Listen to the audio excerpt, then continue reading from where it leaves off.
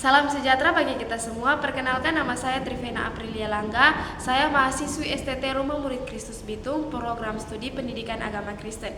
Saat ini saya akan membagikan materi dari video pembelajaran yang sudah ditugaskan kepada kami dalam mata kuliah Dasar Kependidikan. Nah, dengan judul materi yaitu Landasan Teologi Pendidikan Agama Kristen.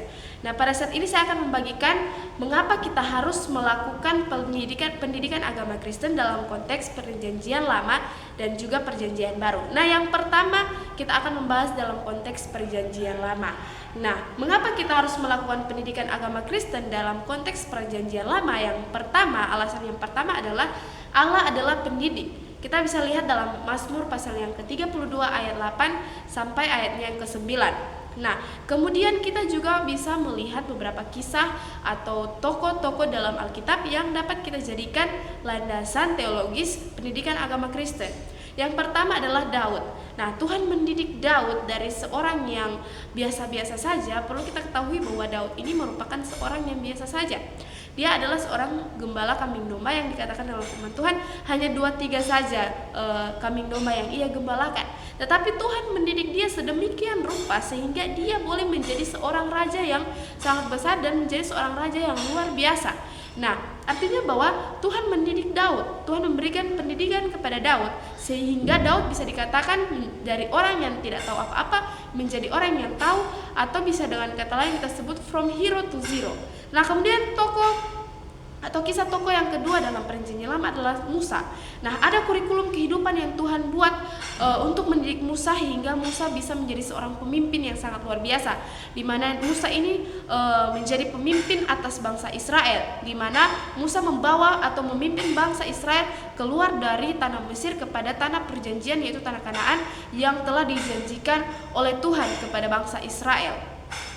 Nah, kemudian yang kedua, alasan mengapa kita harus melakukan pendidikan agama Kristen dalam konteks Perjanjian Lama yang kedua ialah perintah Allah untuk mendidik. Kita bisa lihat dalam Ulangan pasal yang ke-6 ayat 1 sampai ayat yang kedua. Nah, Tuhan bukan hanya sekedar menyuruh untuk mendidik, tetapi Tuhan menginginkan agar barang siapa sudah mendapat didikan maka itu harus diteruskan. Nah, dalam pasal 6 ini dijelaskan bahwa Tuhan menyuruh kepada bangsa Israel saat itu untuk meneruskan ajaran-ajaran yang sudah Tuhan berikan kepada anak-anak mereka. Bahkan firman Tuhan mengatakan bahwa harus diajarkan secara berulang-ulang agar supaya anak-anak pada saat itu, anak-anak bangsa Israel pada saat itu bisa mengerti dan terus mengingat ajaran-ajaran yang disampaikan oleh Tuhan Yesus disampaikan kepada Allah kepada bangsa Israel pada saat itu. Kemudian yang ketiga, mengapa kita harus melakukan pendidikan agama Kristen dalam konteks Perjanjian Lama? Alasannya yang ketiga ialah adanya praktek pendidikan bangsa Yahudi pada saat itu. Nah, para teolog mengatakan bahwa bangsa ini merupakan bangsa yang penuh dengan misteri. Mengapa demikian? Karena bangsa ini dianiaya, namun bangsa ini tetap bertahan. Mereka atau bangsa ini memegang kekuatan di segala sektor kehidupan. Nah, mengapa bangsa Israel menjadi bangsa yang hebat? Nah, karena bangsa ini adalah bangsa yang menitik beratkan pendidikan di dalamnya. Agama mereka diajarkan dengan pendidikan di dalamnya. Jadi agama mereka dilaksanakan tetapi ada pendidikan yang ada di dalamnya, sehingga dikatakan bahwa bangsa ini merupakan bangsa yang hebat dan menitik beratkan pendidikan di dalam segala aspek kehidupan mereka. Dalam budaya bangsa Israel juga berkaitan dengan pendidikan. Jadi dalam budaya bangsa Yahudi juga sangat berkaitan erat dengan pendidikan. Nah, anak-anak Israel pada zaman itu sampai sekarang pun diajarkan oleh ibu mereka di segala tempat, di rumah dan di tempat-tempat lainnya, dan kemudian diantarkan ke sekolah dan ke sinagog-sinagog oleh ayah mereka. Itulah sebabnya mengapa bisa dikatakan bahwa sistem pendidikan di bangsa Yahudi sangatlah hebat. Nah, itu merupakan landasan teologis dari mengapa kita harus melakukan pendidikan agama Kristen dalam konteks Perjanjian Lama. Nah, kita sekarang akan membahas mengapa kita harus melakukan pendidikan agama Kristen di dalam konteks Perjanjian Baru. Nah, alasan yang pertama yaitu teladan Yesus Sang Juru Agung. Kita bisa lihat dalam Matius 4 ayat 33 dan juga Matius 28 ayatnya yang ke-18 sampai 20. Di sana dengan jelas mengatakan bahwa pergilah jadikanlah semua bangsa muridku. Artinya kita harus melaksanakan proses pendidikan. Nah, pendidikan apa ya? Pendidikan tentang kekristenan, tentang keimanan dan lain sebagainya, menyangkut dengan kekristenan tentunya. Nah, banyak orang pada saat itu dalam Perjanjian Baru takjub terhadap gaya pengajaran Yesus Kristus. Nah, jadi kita harus meneladani Tuhan Yesus sebagai Sang Guru Agung kita. Nah, kemudian yang kedua yaitu mengapa kita harus melakukan pendidikan agama Kristen dalam konteks Perjanjian Baru, yaitu teladan Rasul Paulus. Kita bisa lihat dalam Kisah Para Rasul 13 ayatnya yang ke-43. Nah, Rasul Paulus itu memberitakan Injil dengan cara mengajar. Nah, ada kisah di mana Rasul Paulus mengajar sampai jauh malam. Kita tahu bersama dengan kisah itu di mana dia mengajar sampai jauh malam sehingga ada seorang bernama Eutikus yang terjatuh. Namun bukan berarti pengajaran Rasul Paulus itu tidak bisa didengar, kemudian ada orang bosan mengantuk dan lain sebagainya, tetapi ini mengatakan bahwa Rasul Paulus sendiri melakukan proses pendidikan atau pengajaran, sehingga kita harus meneladani dari Rasul Paulus. Kemudian yang ketiga, mengapa kita harus melakukan pendidikan agama Kristen dalam konteks Perjanjian Baru adalah karena praktek pendidikan jemaat pada 1 Timotius 5 ayat 17 dan juga Titus pasal yang kedua ayat yang ketiga. Nah, di sana itu menceritakan bahwa ada penatua-penatua yang mengajar, bahkan jemaat pun mengajar, sehingga kita harus melakukan pengajaran. Nah, dari semua fakta yang saya sudah paparkan tadi, maka kita dapat mendapatkan pemahaman bahwa mengapa gereja-gereja itu kuat, karena adanya pengajaran yang baik, adanya pendidikan-pendidikan yang dilakukan oleh orang-orang yang sudah terdahulu kita.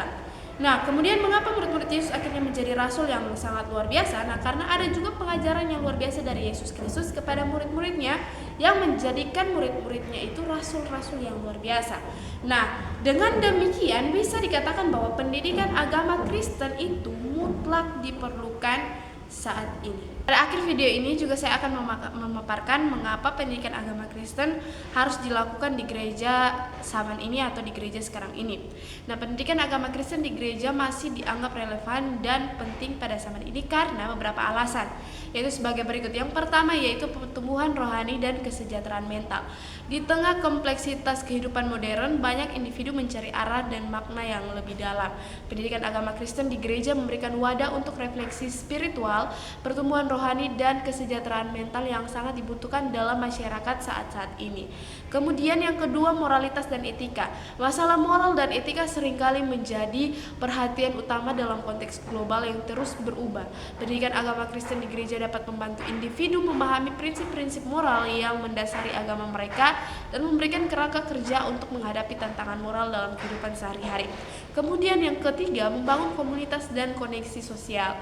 Di tengah perasaan terisolisasi yang dihadapi oleh banyak orang dalam era digital, gereja sebagai pusat komunitas dapat memberikan tempat yang aman untuk membangun hubungan sosial yang bermakna.